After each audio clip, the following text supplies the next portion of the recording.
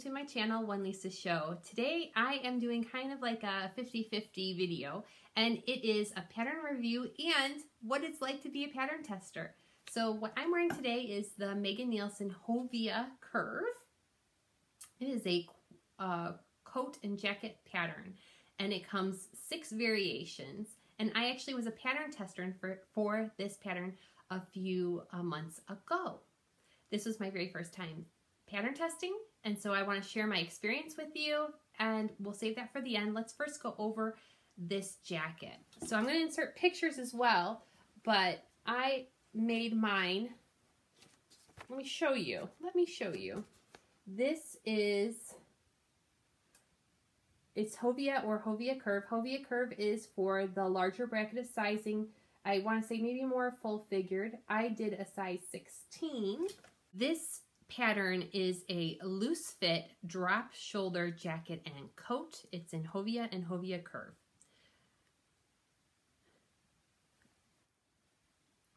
It is available in 3 lengths, and you can, there's instructions for a quilted version or a non-quilted version. And it could be fully lined, or it could have a belt or tie closures or whatever you want. I made version A, and I'm going to show you here. I made version A out of a super snuggle cotton flannel from Joann's.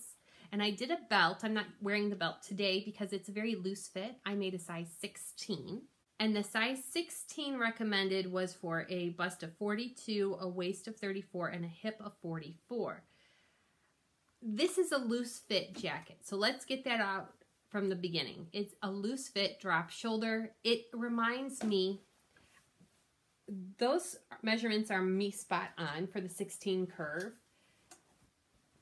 I do like it. It has massive pockets, and you can sew dividers. So one of these I did sew a divider so I could fit my cell phone without it flopping around and something else if I wanted to. And then this one I left full size. But the pockets are massive. They're good sized pockets. The sleeves are baggy, so you could wear this over a sweater in the fall or in the winter. It has a nice binding. That's not binding. What would you call that? It's got a really nice finished appeal to it. I made my own bias tape and did a Hong Kong seams here. And there's my bottom seams. I was really pleased with the sew. The sew is nice. The fabric that I used, the super snuggle cotton flannel, very cozy, comfy. It has a bit of a robe feel for me. This version, which is the mid-length, and I did not line mine, so non-lined, and not the quilted. Since I've made it, my boyfriend said it was way too big on me. It kind of has that robe effect, and maybe if it's partially the fabric that I used, I really don't know. The sew itself is very easy. The instructions are ridiculously clear. I did read through all the instructions because there are parts of the instructions where I thought, I do want to take that little bit in. I want to do that instead from the quilted version and put it in my version. So I did mix things up slightly. I chose not to line it because we were coming in, it was starting to be warmer. But this is perfect. With the tie belt I did, I feel like it's almost like a little mini robe or kimono for me. So leaving it open has that feeling of a 90s college sweatshirt, you know, baggy feel. I do like things a little bit more form-fitting, but super baggy. It looks great on some body types. Personally, for me, it's just not my cup of tea, but I'm actually getting used to it. The more I've worn this in the past months, the more I have really liked it and enjoyed it. It does have that 80s, you know, or mid-90s, like I said, college sweatshirt, something I would wear when I was in college, really baggy feel, and it kind of reminds me of that. And there's nothing wrong with it. I think you could probably also do something with like snaps if you wanted to. With it being a loose fit for me, I think that I will make another. and I will make the quilted version because the quilted version looks amazing. I've seen a lot of things on Instagram, on Megan Nielsen's website. They have a sew along going on right now for the quilt, for the Hovea and the Hovea Curve jacket and coat. I'm not a coatigan fan, but I do want to make the quilted jacket next. I do have a note here, use a heavy needle when you have many layers. That was my note to remind myself, because don't forget, I'm a beginner sewist, right? I call myself a confident beginner. It's only been like a little bit over a year of me sewing pretty good on, pretty much. So this one is the next one. I think it's a really cute. That's what I wanted to do in the beginning when I did the pattern test and didn't, because I was scared because I've never made anything quilted before. And now I feel like, why was I, now I'm wondering, like, why did I not just go for it? It was a pattern test anyway. So I made a bunch of notes. And yeah, I'm going to go through my notes really quick from when I actually made this item. I did the size 16. I did pre-wash it. I ironed it. And then I did the version A with the belt. I was going to line it, but then I ended up not lining it. The oversized fit is on trend. It's just not necessarily where I feel very comfortable. I like a little baggy, but not this oversized. So if you can see how oversized that is. And with it, if I was wearing a sweater in fall or something, it's going to feel a lot less oversized. So I have to take that into consideration. That's why I want to do a size smaller. So I would size down to the 14 next time and do the quilted jacket. I think that's where I really wanted to make that before and I didn't.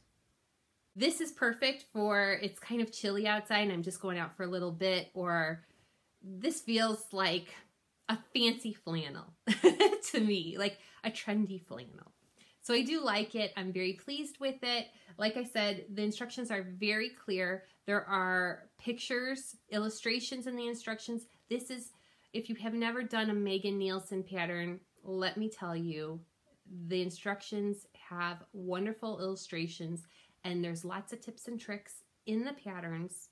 This is not like a big 4 pattern instructions. The instructions are much more easy to understand. They have tips, and the best part is on Megan Nielsen's website, there's a blog where there's usually sew-alongs. You can search the whole website and find tips and tricks and more, honestly. Plus the addition of YouTube, looking and seeing what other people have made, or on Instagram, viewing pictures, and the tag is MN Hovea, H-O-V-E-A. I'll put it in the right below right here. If you search that on Instagram, you'll find a lot of makes, and it gives you a lot of inspiration, and that's kind of where I feel I'm still behind on as a beginner sewist, because I am not someone that gets an idea and just goes, I'm not someone that can have a blank slate and just come up with magic. I rely on the patterns and looking at the Instagram pictures and reading a lot of the sew-alongs and stuff like that really helps me understand what I want to do. Now let's talk about, I almost forgot. Here's something interesting. It does have instructions on how to make the quilted pieces for the quilted versions in the instruction booklet, which is good because I've never made a quilt before or quilted anything. So I'm going to rely on those. I'm going to try it out. It does have a required fabric, lining, or batting. If you are a size 14, well, it depends on what view, but it could range from about 2.5 yards all the way to almost 5, depending on the width of the fabric and what version you're going to make. I think I used about 3 yards of this super snuggle flannel from Joann's. And this stuff is almost always on sale for $2.99 a yard. Almost always on sale. So even if this was like, you wanted to make a muslin, perfect. You're not wasting a lot of money. And it is snuggly, and I anticipate my fall will be me wearing this a little bit more than I thought I would. The pattern directions also give instructions on how to make your own bias tape, because on the quilted version they do use bias tape for all the seams and along the, all the seams, the edges, everything. That is helpful to learn. So I kind of knew how to make bias tape already, but this was a very instructional, very comprehensive way to explain it. Like I said, the pictures, the illustrations, the directions are fabulous, and they even go through quilting, how to do each individual method, which way you want to go. So if you size down, I really think there's a huge array of types of jackets and coats. You know, like I said, this is kind of like a coatigan or a robe. Why couldn't it be a robe, right? Or making a jacket, you could do it like a moto, or if you use like a heavy knit even, I could imagine it would be a little more flowy, like a cardigan. So there's lots of options. I think this is a spot on. If you don't like it so baggy, just size down. If you do like it baggy, you're right in with the trends. And right now I'm liking how it looks, but it just depends on my mood and the day. Let's talk about what it's like to be a pattern tester. So this was my first time pattern testing. Pattern testing, in this case, I was not paid. So this was not compensated in any way except for you're sent the initial pattern, you make it with your own, your own supplies, post pictures, fill out a report, like a questionnaire, and send the pictures back with the questionnaire. And they take that in consideration, and when the final draft is released, you get a PDF copy of the final pattern, which I did receive. So I guess there's a little bit, but you're not paid money for this, but your opinions matter. And that's something, I think pattern testers, a lot of times they want a wide variety of experience, a wide variety of sizes, and they want someone that can give them an idea of what worked for that person, someone that's going to explain things. And I don't want to say be wordy, but someone that's, definitely interested in following through and letting them know what they did like about the pattern, what they didn't, where it fit, where it didn't. So I know that Megan Nielsen, I have not made the final version yet. This is, again, the pattern test version. But I do know that they had told us they did tweak some things. I think they shortened the sleeve length, which is great. So I am looking forward to making that final version, which they did send me a copy of. I'm very happy I went through that experience. It was nice. Did I need a coat? Did I need to pattern test? No. I'm glad I did it. Will I pattern test again? Definitely, if I'm given the opportunity. The best part is they kind of gave me a heads up when I received the email, would you like to pattern test this new pattern? There was a brief description on it, so I had a chance to figure out, do I want to do this or not? If they would have said, we have a pattern we want you to test, but we're not going to tell you what it is, well, then I would have denied it, because I need to know if it's going to be something I could fit in my time frame. I just knew this was a loose fitting coat and jacket, and I thought, oh, that would be a great idea. That would be something to try. It was something I've never done before, and this is very casual, so it's not like a full-on winter, fully, brave the elements, freezing temperatures out kind of thing. You probably could adjust it to do so, but for me it wasn't. It was easy, an easy sew. They said it was an easier sew. I believe this is perfect for a confident beginner and beyond. The instructions are so clear. But when I was doing the pattern testing, after I accepted, they sent the pattern a few days, maybe like a week later. And then I was given a time frame, and I think it was a week and a half or 2 weeks to complete the project. And then they sent a questionnaire. I filled it out, and I sent them some pictures of me in my make. It was that simple. Hopefully I'm included in their pattern testing roundup, because they do one with every pattern they release and show the pictures, but I'm inserting pictures now. I wasn't thrilled with my make when I finished it. I thought it was a little baggy, even though that is the trend, that is what it is. I do feel like it's grown on me.